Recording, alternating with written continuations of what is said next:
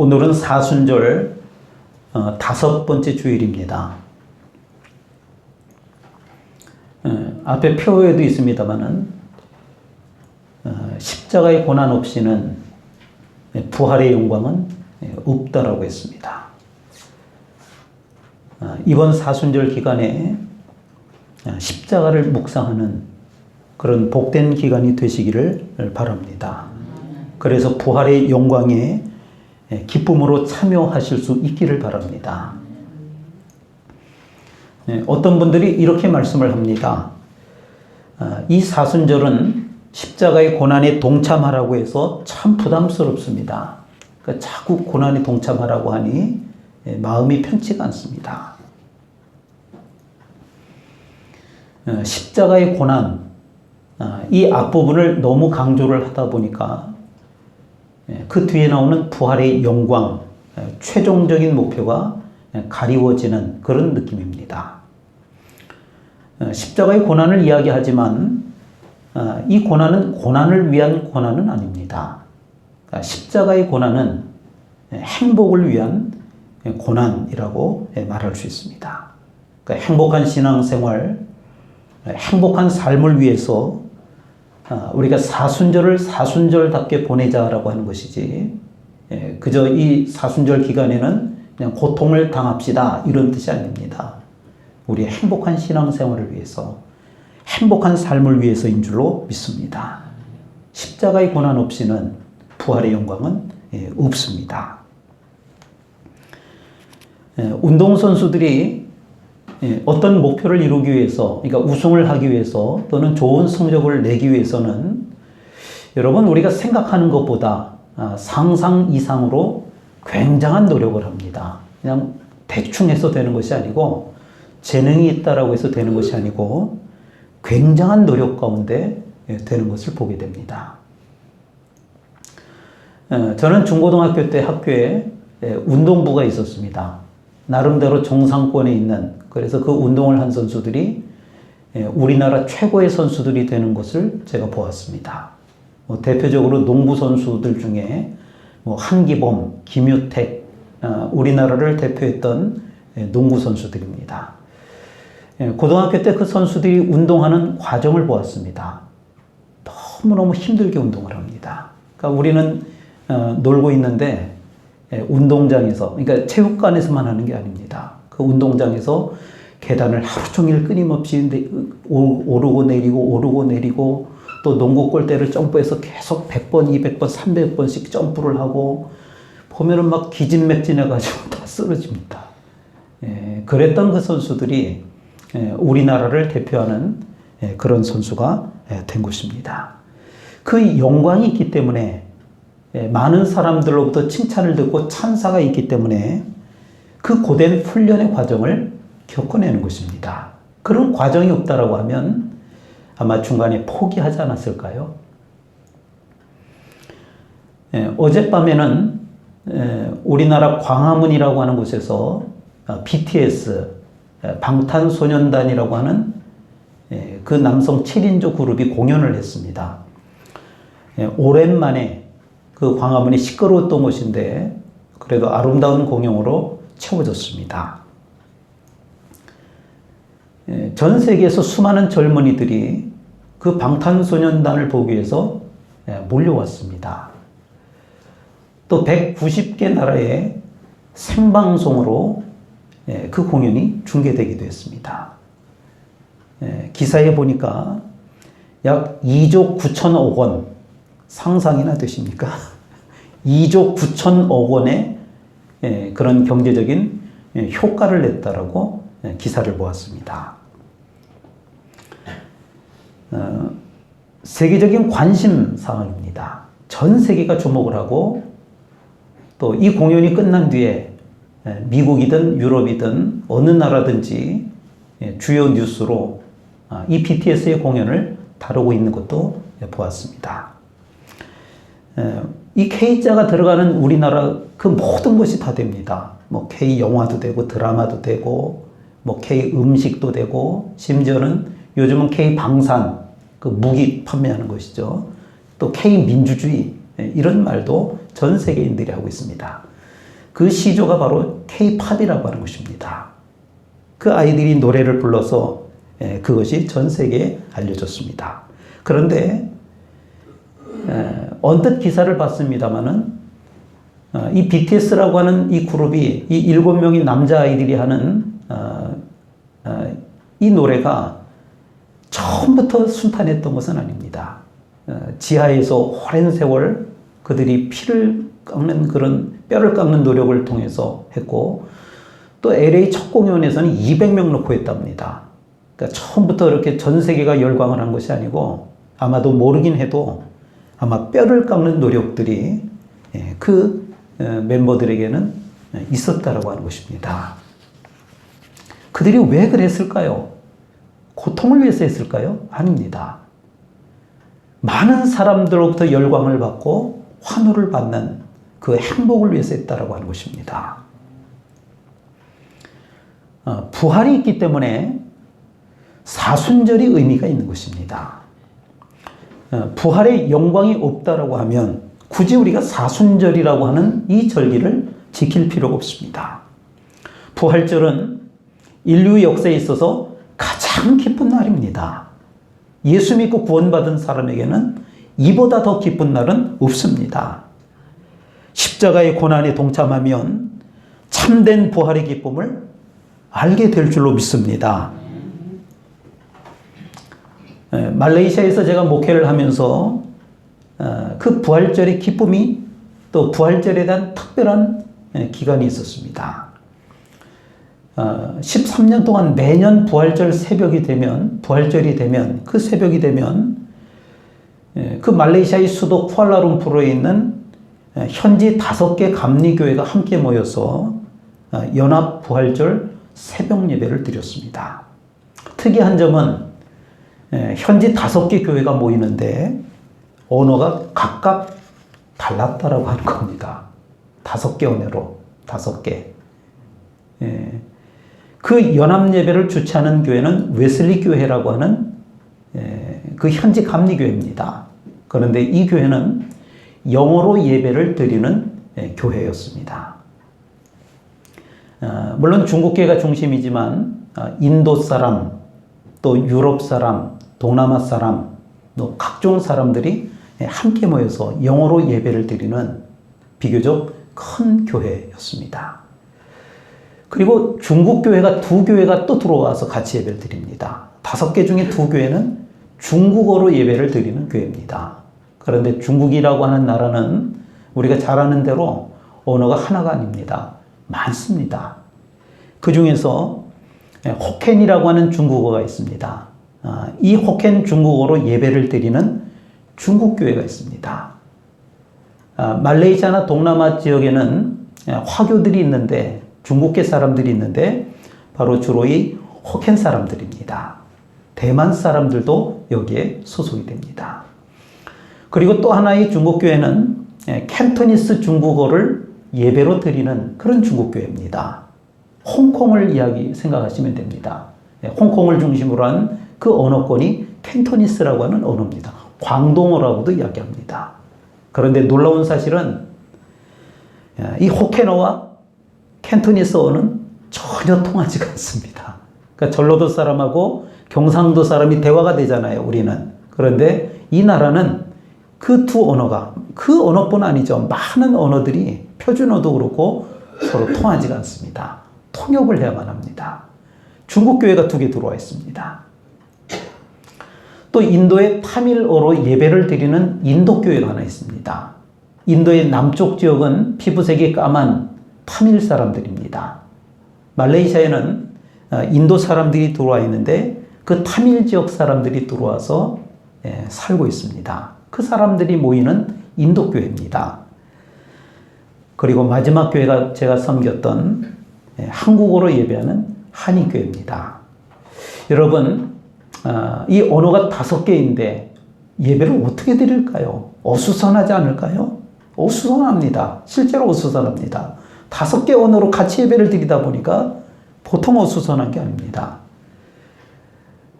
대체로 성경 봉독은 차례대로 4개 언어로 합니다. 처음에 영어, 중국어, 중국어는 호켄어, 그리고 인도, 그리고 한국어로 성경 봉독을 담당자들이 나와서 읽습니다.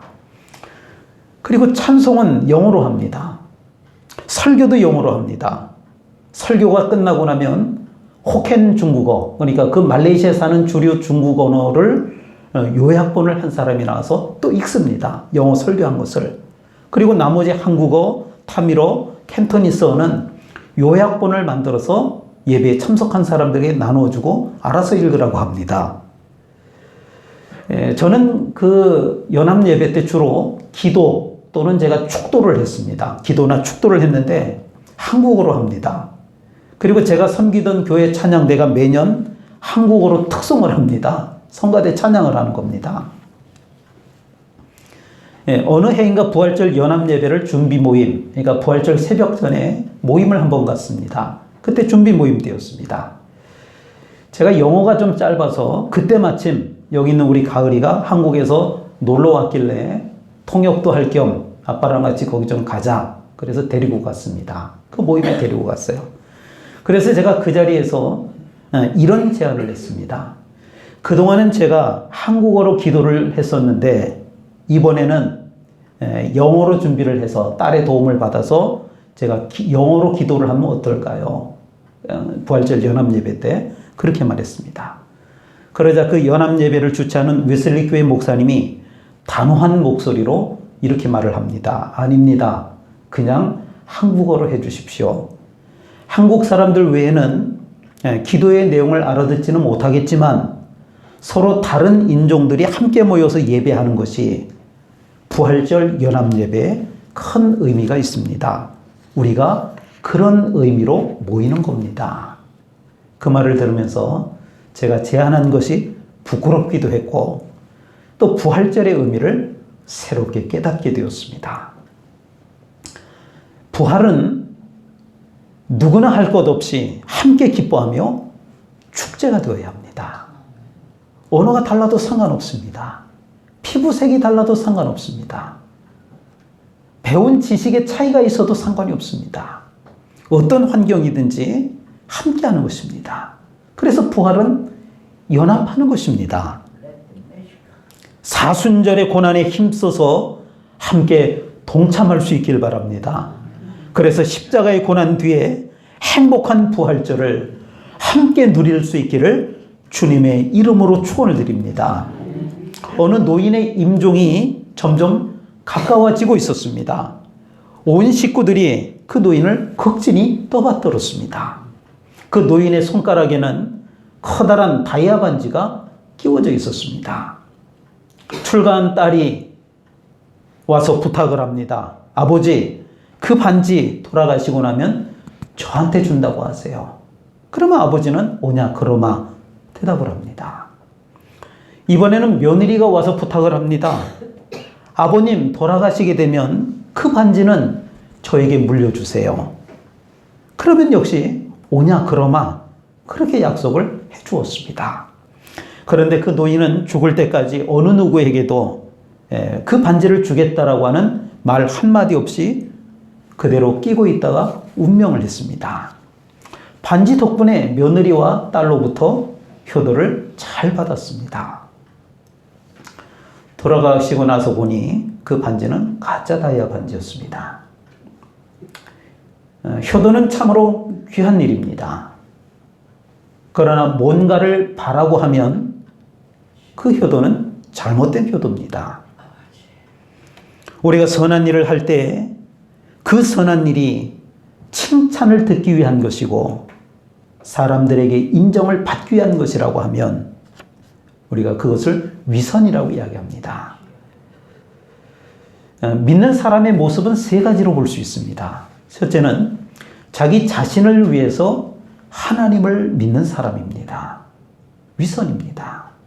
둘째는 하나님을 위해서 하나님을 믿는 사람입니다. 참 어려운 일입니다.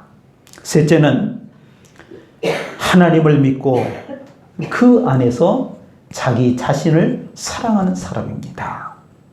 적어도 그리스도인이란 내 소원보다는 하나님의 소원을 앞세워야 합니다. 내 기쁨보다는 하나님의 기쁨을 앞세워야 합니다. 내 뜻보다는 하나님의 뜻을 앞세워야 합니다. 이것이 마땅한 일입니다. 그러면서도 자기 자신을 사랑하는 사람이어야 합니다. 자기를 위하는 사람이 되어야 합니다. 로마서 12장 2절 말씀에 너희는 이 세대를 본받지 말고 오직 마음을 새롭게 함으로 변화를 받아 하나님의 선하시고 기뻐하시고 온전한 뜻이 무엇인지 분별하도록 하라. 하나님의 선하심이 무엇인지, 하나님이 기뻐하시는 것이 무엇인지, 하나님의 온전한 뜻이 무엇인지 이것을 분별하는 것이 우리 그리스도인의 목적인 줄로 믿습니다. 오늘 13절 말씀에는 오늘 설교 제목이 들어있는 구절입니다. 같이 읽어보겠습니다. 신명기 10장 13절 말씀입니다. 시작. 내가 오늘 내 행복을 위하여 내 영광은 여호와의 명령과 규례를 지킬 것이 아니라. 아멘. 오늘 말씀의 결론을 먼저 말씀을 드리면 하나님을 사랑하고 이웃을 사랑하는 것이 나의 행복을 위한 일이라고 하는 겁니다. 예수를 잘 믿는 것이 나의 행복을 위한 것이라고 하는 겁니다. 신앙생활을 잘 하는 것이 나의 행복을 위해서 하는 것이라고 하는 겁니다. 십자가의 고난을 묵상하는 것이 나의 행복을 위해서 하는 것인 줄로 믿으시길 바랍니다. 강수진이라고 하는 분이 있습니다. 강수진, 세계적인 발레리나입니다. 발레를 하는 세계적인 사람입니다. 세계적인 명문 독일의 슈투트가르트라고 하는 발레단에서 아시아인 최초로 입단을 했고 그곳의 수석 발레리나로 역임을 했던 사람입니다. 물론 지금은 은퇴를 했습니다. 그런데 그녀의 발은 가히 충격적입니다. 이 발레리나로서 아름다운 외모를 가지고 있습니다. 또 아름다운 그 몸매도 가지고 있습니다. 그런데 얼마나 발끝을 들어서, 발레를 아시죠? 발가락 끝을 세워서 끊임없이 돌고 행동을 하는 겁니다. 동작을 하는 겁니다. 얼마나 피나는 연습을 했는지 그녀의 발이 흉물스럽기까지 했습니다. 한때 한 10여 년 전에 인터넷에 떠도는 그녀의 흉물스러운 그 발이 화제가 되었습니다. 제가 한번 올려놓겠습니다.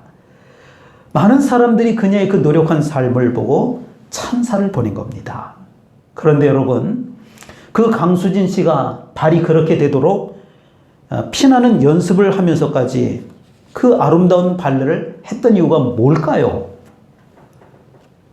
그 발레를 보는 관객들에게 행복을 주기 위해서일까요? 아닙니다. 물론 그런 이유도 일부 있을 겁니다. 그런데 본질적인 이유는 그녀가 고백을 하듯이 나 자신의 행복을 위해서였습니다. 그 발레를 하면서 사람들의 환호를 받고 또 그 발레를 하면서 그 아름다운 동작에 도취를 하면서 자신이 너무나도 행복했던 겁니다. 그녀의 발은 사람 발처럼 보이지 않습니다. 발레 슈즈를 신고 하기 때문에 사람들은 그때는 볼 수가 없습니다. 그러나 그 실제 발은 볼 수가 없습니다. 만약에 자신에게 행복이 없다라고 하면 그 힘든 과정을 견딜 리 없습니다. 적당히 하다 중간에 포기하고 말았을 겁니다. 행복이라고 하는 말에는 우리가 원하고 소망하는 모든 것이 포함되어 있는 것입니다. 잘 사는 것, 부자가 되는 것, 축복을 받는 것, 마음이 기쁘고 평안이 넘치는 것, 만사가 형통하고 건강하게 오래 사는 것, 이 모든 것이 행복 안에 들어있는 것입니다. 사람들은 이러한 행복을 간절히 사모하며 바라고 있는 것입니다. 그런데 여러분, 그 행복의 비결을, 그 행복을 얻을 수 있는 길을 오늘 말씀에서 분명히 우리에게 알려주고 있다라고 하는 것입니다. 내 행복을 위하여 내게 명하는 여호와의 명령과 규례를 지키라고 하는 겁니다. 나의 행복을 위한 비결은 신앙생활을 잘 하는 것이라고 말씀합니다. 나의 행복을 위한 비결은 예수를 잘 믿는 것이라고 말씀합니다. 나의 행복을 위한 비결은 하나님께서 원하시는 것을 지켜야 한다라고 하는 것입니다. 그렇다면 하나님께서 원하시는 것이 무엇일까요? 12절 말씀을 읽어보겠습니다. 신명기 10장 12절 말씀입니다. 읽겠습니다. 시작. 이스라엘아, 내 하나님 여호와께서 내게 요구하시는 것이 무엇이냐? 곧 내 하나님 여호와를 경외하여 그의 모든 도를 행하고 그를 사랑하며 마음을 다하고 뜻을 다하여 내 하나님 여호와를 섬기고. 아멘. 두 가지를 말씀합니다. 하나는 여호와를 경외하며 하나님을 경외하는 것입니다. 또 하나는 여호와를 섬기며 하나님을 섬기는 것입니다. 제가 앞서도 말씀을 드렸듯이 언뜻 부담스럽게 느껴집니다. 십자가의 고난, 하나님을 경외하고 하나님을 섬긴다? 부담스럽습니다. 아니, 세상 살기도 바빠 죽겠는데 하나님을 경외하고 섬기라고 하는 겁니다. 십자가의 고난이 나와 무슨 상관이 있냐라고 하는 겁니다. 이것이 나의 행복과 무슨 상관이 있겠느냐라고 하는 겁니다. 또 그렇게 한들 그것은 하나님을 위한 것이지 어떻게 나라를 위한 것이 되겠느냐? 도대체 내게 무슨 유익이 있겠느냐? 이런 의문이 들 수도 있을 겁니다. 그러나 여러분, 오늘 말씀은 분명히 증언하고 있습니다. 너에게 그렇게 하라는 것은 결코 하나님만을 위하는 것이 아니라 바로 너희 자신의 행복을 위하는 것이다. 신앙생활은 하나님을 위하는 것이 아닙니다. 교회 봉사는 하나님을 위하는 것이 아닙니다. 사순절 십자가의 고난은 하나님을 위하는 것이 아닙니다. 나를 위하는 것입니다. 내 행복을 위하여 은혜로 출발하라. 그렇게 말씀하는 것입니다. 굉장히 오래된 영화, 아주 유명한 영화 가운데 지붕 위의 바이올린이라고 하는 영화가 있습니다. 러시아에서 박해를 받는 유대인들의 삶을 다룬 그런 이야기입니다.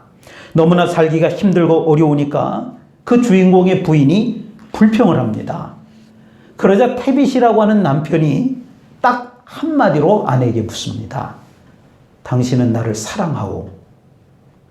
아내는 이 말에 대해서는 대꾸도 하지 않고 25년 동안 결혼 생활을 하면서 힘들게 아이를 낳고 어려운 살림과 또 박해 속에서 고생한 그 이야기들만 자꾸 늘어놓습니다. 남편이 다 듣고 나서 아내에게 또 묻습니다. 내가 고생한 건 알아요. 그러나 다시 묻겠소. 나를 사랑하오? 시집 와서 25년 동안 온갖 고생을 다하고 이렇다 저렇다 떠들지만 그건 사랑이 아닙니다. 이 수고가 기쁘고 이 수고가 자랑스럽고 이 수고가 행복해야만 그게 사랑이라고 하는 겁니다. 신세 타령을 해가면서 죽지 못해서 불평, 불만으로 일하는 것 100년을 했다 하더라도 그건 소용이 없다라고 하는 겁니다. 반갑지 않습니다. 오직 행복한 마음이 중요하다라고 하는 겁니다. 아내고 남편이고 간에 내가 당신을 사랑합니다. 하루에 100번을 말해본들 그게 무슨 소용이 있습니까? 그 말을 들은 여러분들 마음속에 기쁨이 있으십니까? 여러분들이 듣고 싶은 말이 무엇입니까? 얼마 전에 우연찮게 짧은 동영상, 감동적인 동영상을 하나 보았습니다. 짧은 영상, 그 쇼츠라고 하죠. 서양 부부입니다. 75년간 결혼 생활을 했습니다. 그러니까 아마 100세가 거의 100세쯤 되는 아마 그런 노부부인 것 같습니다. 그 장면은 어떤 장면이냐면 아내가 임종을 맞고 있습니다. 누워서 그 병원 침대에 누워있고 남편이 안아주면서 어렵게 대화를 하는 내용입니다. 그 아내가 임종을 지켜보는 남편에게 뭐라고 말을 하느냐면 나는 당신과 결혼해서 너무 행복했습니다. 지금 다시 생각해봐도 내가 당신을 선택한 건 너무 잘한 것 같습니다. 당신을 선택한 것, 내 인생에 있어서 너무 행복이었습니다. 다시 태어나도 당신을 선택할 것 같습니다. 그 아내가 그 생명이 이게 아스라이 멈춰가는 그 순간 속에 남편에게 그 이야기를 하고 남편이 감동적으로 그 장면을 바라보는 그런 영상이었습니다. 괴롭고 고통스럽고 그것은 문제가 되지 않습니다. 사랑이 빠져나간 겁니다. 어느새 사랑이 식어버린 겁니다. 그래서 짐이 무거운 겁니다. 고통스러운 겁니다. 부하고 가난하고가 문제입니까? 잘 되고 안 되고가 문제입니까? 진정 사랑이 있다라고 하면 그 수고 자체가 기쁨이 되는 겁니다. 하나님께서는 오늘 본문 말씀 15절에서 내가 너희를 먼저 사랑했더라고 말씀하십니다. 신명기 10장 15절 말씀 한 목소리로 같이 읽겠습니다. 시작. 여호와께서 오직 내 조상들을 기뻐하시고 그들을 사랑하사 그들의 후손인 너희를 만민 중에서 택하셨으니 오늘과 같으니라. 아멘. 호세아 선지자는 자신은 원치 않았지만 하나님의 명령에 따라서 창녀 출신인 고멜과 결혼을 합니다. 이 고멜이라고 하는 창녀는 고마워하기는커녕 결혼한 다음에도 계속해서 바람을 피워댑니다. 그래서 호세아가 세 번째 아들을 낳았는데 그 내 자식이 아니라고 하는 뜻으로 로암미라고 하는 이름을 지었습니다. 로, 아니다, not 이런 뜻이고요. 암미는 백성이라고 하는 뜻입니다. 내 백성이 아니다. 내 자식이 아니다. 결국 그 고멜은 집을 나갑니다. 다시 창녀가 되고 종이 되어서 팔려가 버렸습니다. 호세아는 속으로는 어쩌면 잘 되었다 싶을지도 모르겠습니다. 그런데 하나님께서는 호세아 3장 1절에서 이렇게 말씀하십니다.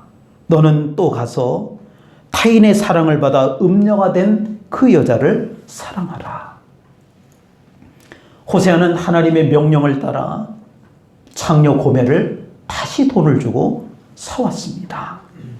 그리고 호세아 3장 3절에서 이 여자에게 이렇게 사랑을 고백합니다. 너는 많은 날 동안 나와 함께 지내고 음행하지 말며 다른 남자를 따르지 말라. 나도 네게 그러하리라. 내가 너만 사랑할 테니까 너는 나만을 사랑하며 살자라고 하는 겁니다. 나만 사랑하라. 이게 잘못된 말입니까? 호세아의 경우를 한번 생각해 보십시오. 참 기가 막힌 일 아닙니까? 그런데 여러분, 여기에 복음이 있다라고 하는 겁니다. 만신창이가 된 인간을 구원해 놓고 나는 너만을 사랑했다. 너는 나만 사랑해 주면 안 되겠니? 이것이 복음입니다. 하나님은 기뻐하시면서 우리를 사랑하셨습니다. 그러면서 계명을 주셨습니다. 그 계명을 주신 이유는 다른 것이 아닙니다. 우리를 구속하려고, 우리를 얽어매려고 우리에게 계명을 주신 것이 아닙니다. 우리에게 행복을 주시기 위해서라고 했습니다. 하나님을 사랑하고 이웃을 사랑하는 것이 나의 행복을 위한 것이라고 하는 겁니다. 예수를 잘 믿는 것이 나의 행복을 위하는 것이라고 하는 겁니다. 신앙생활을 잘 하는 것이 나의 행복을 위하는 것이라고 하는 겁니다. 십자가의 고난을 묵상하는 것이 나의 행복을 위한 것입니다. 하나님은 신실한 분이십니다. 우리 인간들처럼 부질없는 말은 안 하십니다. 오늘 이 말씀을 꼭 마음에 새기시고 부디 하나님께 순종하시기를 바랍니다. 그러면 여러분들이 그처럼 찾기를 간절히 바라고 사모했던 그 행복이, 그리고 어디에서도 찾지 못했던 그 행복이 여러분과 여러분들의 삶에, 여러분들의 가정에 충만하게, 풍성하게, 넘쳐나게 될 줄로 믿습니다. 기도하겠습니다. 하나님 아버지, 오늘 주신 말씀을 통해 하나님께서 우리에게 명령하시는 모든 말씀이 우리 행복을 위한 것임을 깨닫게 하여 주옵소서. 우리는 때때로 하나님의 말씀을 부담으로 여기고 내 생각과 내 길을 따르며 살아갈 때가 많았습니다. 그러나 주님, 하나님의 뜻을 따르는 길이 우리 인생의 참된 복과 행복의 길이라고 하는 것을 이 시간 말씀을 통하여 깨닫습니다. 우리의 마음을 새롭게 하셔서 하나님을 경외하게 하시고 주님의 길을 기쁨으로 따르게 하시고 말씀의 순종함으로 참된 평안과 기쁨을 누리는 삶이 되게 하여 주옵소서. 우리의 가정과 교회와 삶의 자리마다 하나님이 주시는 복된 행복이 넘쳐나게 하시고 말씀을 따라 살아가는 기쁨을 날마다 경험하는 저희들이 되게 하여 주옵소서. 감사드리며 예수님의 이름으로 기도하옵나이다. 아멘.